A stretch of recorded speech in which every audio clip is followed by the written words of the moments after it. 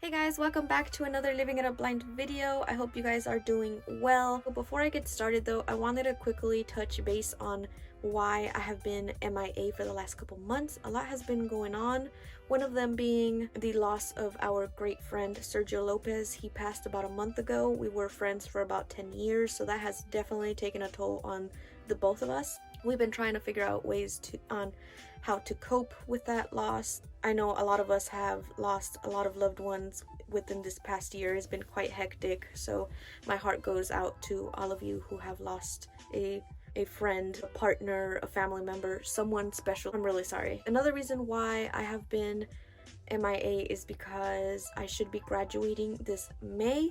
I am transferring to San Francisco State in the fall. I am quite excited about that, but at the same time, there's a lot of stress on my plate. I have to make sure I pass my classes this semester. Of course, I'm taking a biology class, it's lab, and 2 child development classes. So if I don't upload as often, then I do apologize in advance. Those who have been sticking around, even though I don't upload on a regular basis, thank you so much. I really appreciate that from the bottom of my heart. You guys don't know how happy I am that you guys are sticking around with me. Also, I wanted to give a huge shout out to the ones who just joined our family. If you don't already know, my name is Marissa and I am a legally blind YouTuber who just likes to make videos on how I do things as a legally blind person. So I hope you guys stick around and watch my other videos. So today I am going to give you the recipe to making caramel macchiatos. I am absolutely obsessed.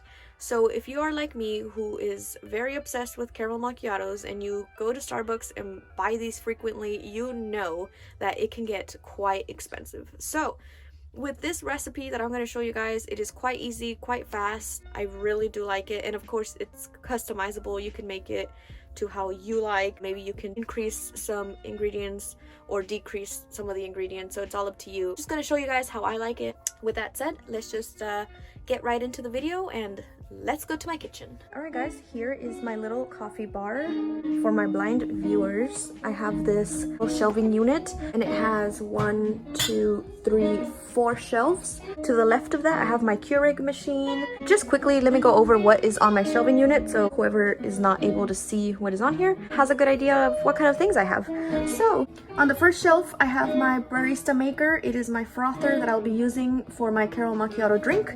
On the second shelf, I just have a few little espresso shot glasses, and they are sitting on these saucers. Towards the back, I just have the recipe glasses. I'll be using one of those for the drink as well. And then on the shelf above that, I just have a few things like some sugar, candle, things like that. And above that, at the very top, where I keep my Keurig pods. They are in a drawer organizer. My Nespresso pods are also in a very nice drawer organizer. It is made of glass and it opens like this. Let me just give you a quick peek. It holds 60 and I just keep my pods organized in rows, and that's how I keep track on what Nespresso pod I want. And then you can also see that I have just some caramel sauce here. I have quite a few. I'm kind of stocked up on caramel sauces. I am running super low on, actually I'm out of vanilla syrup, so I won't be using that for my caramel macchiato drink, but it does taste really good when you add it, so you should go get yourself some.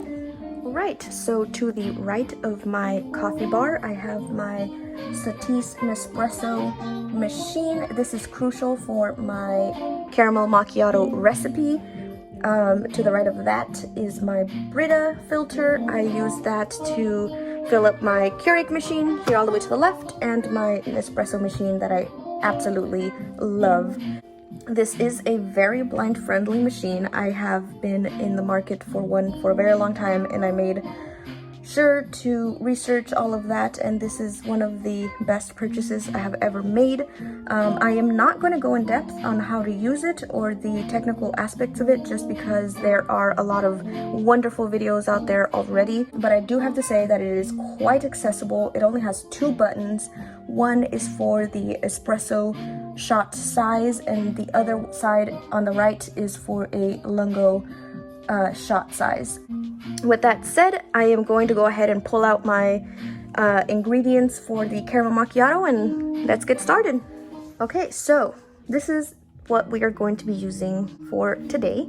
We have the milk frother, a cup of milk. We got some caramel sauce, a recipe glass, an espresso machine, 1 tablespoon, and a napkin.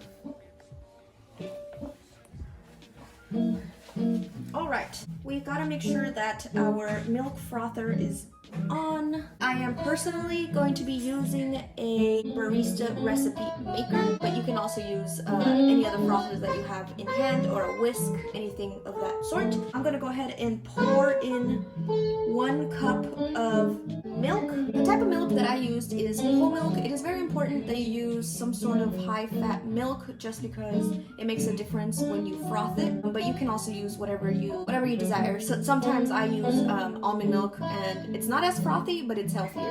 Now we're gonna go ahead and hit the latte macchiato option. One of the things that I like about this frother in particular is that I can pair it to my phone and choose what kind of recipe I want to make. I can make hot chocolate, hot macchiatos, things like that. There's just a whole bunch of options. Because I'm recording on my phone though, I am just gonna have to get close and personal to this machine and try to see and make sure that it is on the latte macchiato option, which it is, and I'm able to see it because it has large print. Hit the start button, and there it goes. It's going to be frothing here for about 2 minutes. So while that is getting frothed, let's go ahead and measure out our caramel sauce. I'm going to be putting 1 tablespoon of caramel sauce. Normally, I would be putting 1 tablespoon of caramel sauce and 1 tablespoon of vanilla sauce, but because I am out of that, we're just going to go ahead and deal with caramel sauce on its own. 1 tablespoon, and we're gonna go ahead and put it in the recipe glass. It's gonna go on the very, very bottom. And this is only 1 serving, so I'm gonna be making this for Alex. And we're just gonna wait and let the frother do its thing. So here it is frothing. Here is where it says latte macchiato. Alright guys, we are done frothing this. I can tell because it stopped making noise. Now let me go ahead and pour it into the recipe glass that I have with caramel. So remember that this is quite hot. We want to be very careful. Next, we are going to use our Nespresso shots. Today I will be using cocoa truffle, but normally I like to use caramel creme brulee. It tastes amazing with this caramel drink. Let me open this up real quick, stick it in here. I'm gonna go ahead and hit start. You can see that. Oof, it smells so good. I am actually going to do a double shot. I'm gonna put another one of these little capsules. Gonna go in there, close it up, and hit the espresso size. Now that we got that, I'm gonna go ahead and use this little handy dandy tool to stir it up. Make sure the caramel is nice and mixed in there, so the sweetness is not all at the bottom. Now we're going to be using this same little tool to get some of the froth. So we're gonna put that in here. Here we go. I promise you this will taste even better than Starbucks, simply because you can customize your drink to whatever you want. You can add caramel sauce, you can deduct the amount of caramel sauce, you can add more vanilla if you want, you can choose the type of espresso that's going in here. It's just amazing. I'm so happy with my espresso purchase. Let me just get some more. It's easier to just scoop out the froth for me, just because as a blind person, I don't know, I just find it much easier and more effective to just kind of spoon out remaining froth. We don't want to waste any froth. Normally, when I don't use the caramel creme brulee espresso pod and I decide to use another one, it tends to be more on the stronger side. I think because normally it's caramel and it just kind of blends in well. So I would not add more caramel sauce, but because this is not the caramel creme brulee, I'm going to go ahead and add just a little more of my sauce, half of my tablespoon, on the very top. I do have a napkin placed here just because this can get a little messy. And now I'm just gonna go ahead and give it a little stir. Now that that's done, just make sure it's nice and clean. We don't want any sticky on the sides. All right, guys, let's go take this cup to Alex and see what he thinks. You have to give us your reaction here.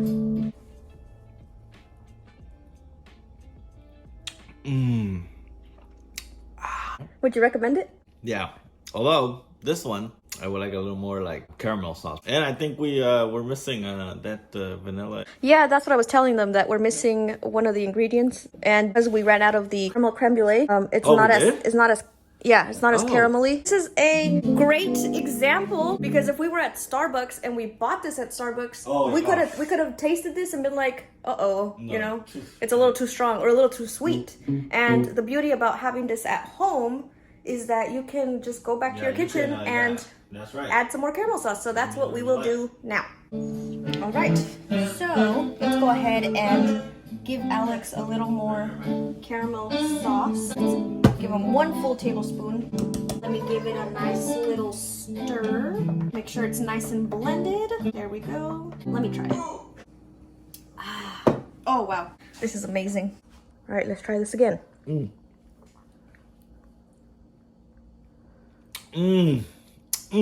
Better than Starbucks, 100%. All right, guys, well, that concludes today's video. I hope that you guys enjoyed watching me make my caramel macchiato, and I really hope you guys give it a try. Make it yourself and let us know what you think if you do decide to make it. Leave it in the comment section. Bye.